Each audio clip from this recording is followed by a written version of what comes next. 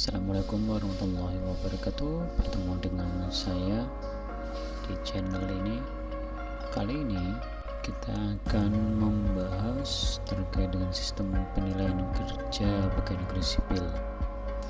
Ini ada aturan baru yang perlu diperhatikan untuk semua ASN. Ini pada tahun 2021 Pemprov Jatim sudah mulai menyosialisasikan terkait dengan SKP yang terbaru. Nah, apa saja itu yang dibahas di dalam SKP yang baru ini? Ikutilah video berikut ini. Yang pertama, dari pengertiannya, sistem penilaian kinerja pegawai sipil adalah suatu proses sistematis yang terdiri dari perencanaan, pelaksanaan, pemantauan, pembinaan, dan evaluasi kinerja melalui sistem informasi kinerja. Itu sesuai dengan Pergub Jatim nomor 3 tahun 2001. Dasar hukumnya bisa dibaca sendiri oleh Bapak Ibu. Nah, tujuan dasar dan prinsip penilaian kinerja itu yang pertama, tujuannya adalah menjamin objektivitas pembinaan PNS yang didasarkan pada sistem prestasi kerja. Dasar pelaksanaan penilaian kinerja adalah berdasarkan perencanaan kinerja pada tingkat individu, unit kerja, dan organisasi yang memperhatikan target, capaian, hasil, manfaat, dan perilaku. Sedangkan prinsipnya adalah objektif, terukur, akuntabilitas, partisipatif, dan transparan. Nah, ini Bapak Ibu, ada dua aturan. Ini yang PP nomor 46 tahun 2011 itu yang pertama, sedangkan yang digunakan yang mulai sudah disosialisasikan itu adalah PP nomor 30 tahun 2019 terkait dengan SKP dan lain sebagainya. Bagaimana perbedaannya?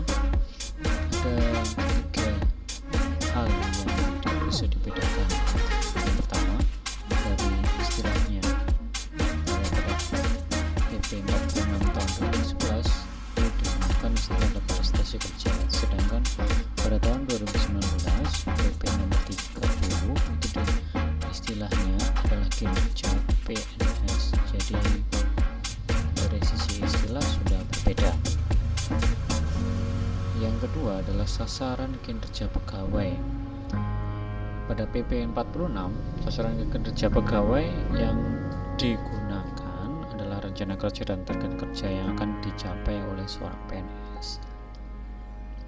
Jadi rencananya dan target yang dicapai oleh PNS itu mulai bisa dimasukkan di dalam sasaran kinerja pegawai. Sedangkan pada PP 30 tahun 2019, sasaran kinerja pegawai itu adalah hasil kerja yang dicapai oleh setiap PNS pada organisasi unit sesuai dengan SKP dan perilaku kerja.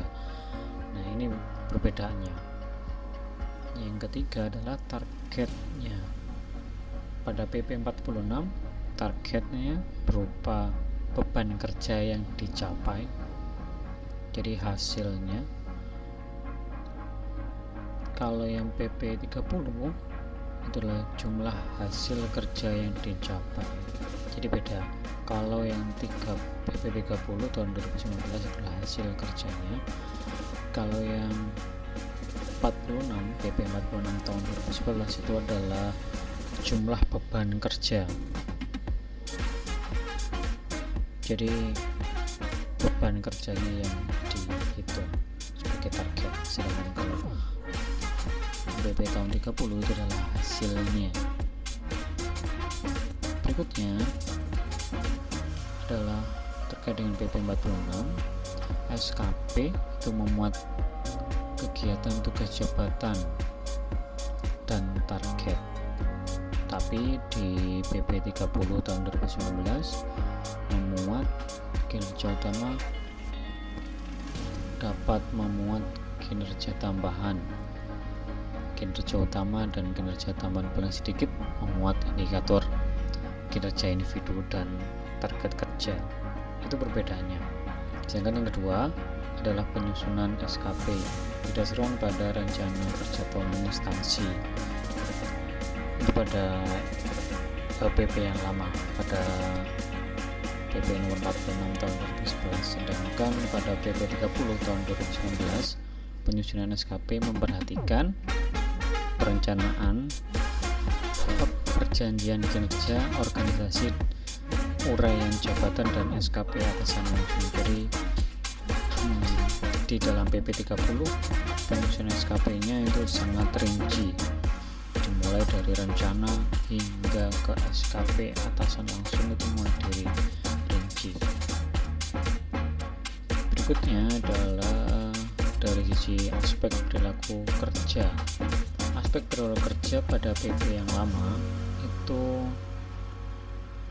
ada 6: orientasi pelayanan, integritas, komitmen, disiplin, kerjasama, dan kepemimpinan. Ada 6. Sedangkan di PP 30 tahun 2019 itu hanya ada 5.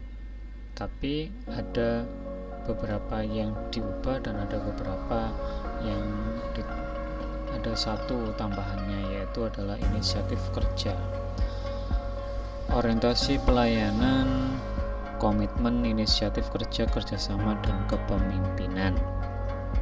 Jadi menghilangkan 2 di dalam PP 46, tetapi ditambahkan 1 inisiatif kerja. Ini yang nanti bisa mendapatkan nilai besar di dalam SKP itu. Yang berikutnya, yang kedua, dilakukan melalui pengamatan oleh pejabat penilai dan dapat mempertimbangkan masukan dari pejabat penilai lain yang setingkat di lingkungan unit kerja masing-masing.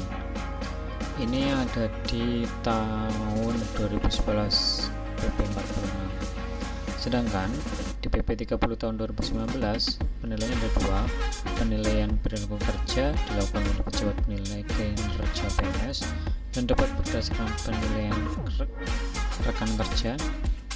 Yang kedua, setingkat dan atau bawahan langsung. Jadi bisa dinilai oleh beberapa, bisa rekan kerja, bisa yang setingkat, atau bisa bawahan dari PNS itu.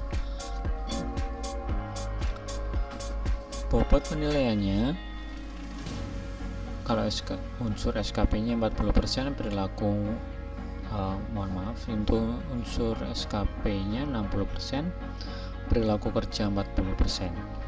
Kalau yang terbaru SKP-nya 70% dan perilaku 30%. Ini ada dua jenis.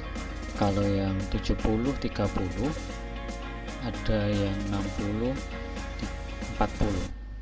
Kalau yang 60-40 itu instansi pemerintah yang menerapkan penilaian 360. Artinya penilaian itu dari atasan. Jadi PNS itu bisa dinilai dari atasan dan dinilai dari bawahan ataupun dinilai dari teman sejawat. Kalau itu memungkinkan, maka bisa dinilai dari masyarakat. Kalau misalkan guru, berarti ada kaitannya dengan wali murid. Yang berikutnya, bobot penilaian itu jika melebihi target, maka penilaian SKP dapat lebih dari 100. Itu yang lama. Sedangkan yang terbaru, realisasi kinerja PNS yang melebihi target kinerja, nilai capaian kinerja paling tinggi pada angka 120. Jadi bukan lagi 100.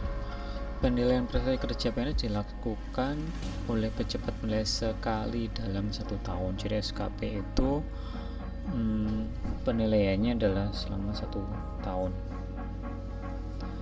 Sedangkan di PP yang 30 tahun 2019, penilaian kerja didasarkan pada pengukuran kerja yang dapat dilakukan setiap bulan, tribulan, semesteran, atau tahunan, serta didokumentasikan dalam dokumen pengukuran kinerja sesuai dengan kebutuhan organisasi. Jadi tidak harus tahunan, ada bulanan, triwulan,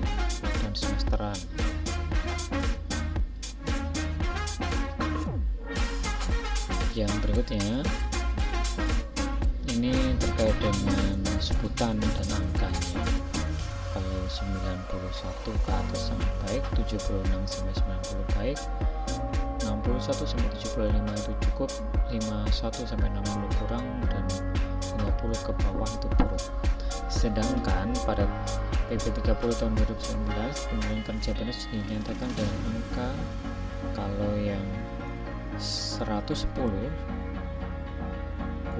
sampai 120 sangat baik dan mampu menciptakan ide baru dan atau cara baru dalam bekerja bermanfaat bagi organisasi atau negara. Tadi ada kaitannya dengan inisiatif kerja. Yang baik nilainya adalah 90 sampai 120 dan seterusnya, bisa dibaca dalam slide itu. Berikutnya adalah di dalam KPP yang terbaru ini ada tim penilai kinerja PNS pemanggilan kerja. Jadi ada sistemnya, ada tim penilai kinerja PNS pemanggilan kinerjanya. Kalau misalkan itu tidak ada kenaikan angka, tidak ada kenaikan nilai, maka bisa direkomendasikan kepada bimbingan konseling kinerja untuk dilakukan pembinaan lebih lanjut lagi untuk digali apa kelemahannya. Nah, seperti itu Bapak Ibu terkait dengan PP yang terbaru tahun 30, PP yang terbaru nomor 30 tahun 2019 dengan perbedaan PP 46 tahun 2011.